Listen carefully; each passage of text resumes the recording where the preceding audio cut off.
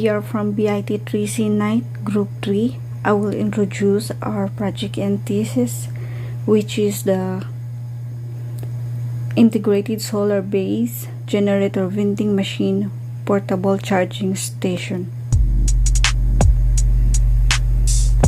This is the coin slot.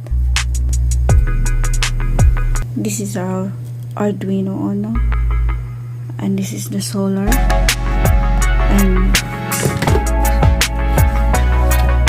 and this is the 700 mAh battery or ampere hour, and this is charge controller.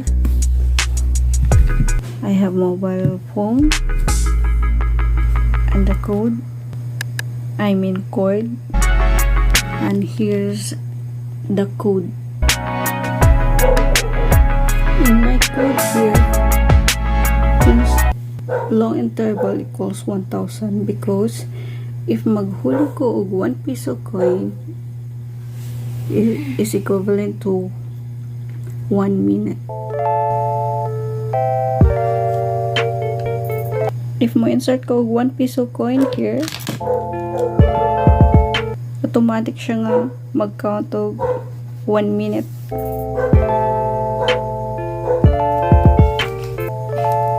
After 1 minute, automatic na po siya ma-off.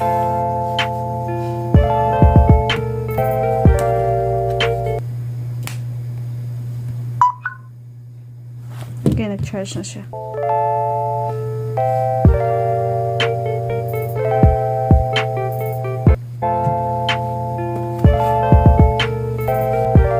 That's all, and this is our project from PIT3C Night Group 3.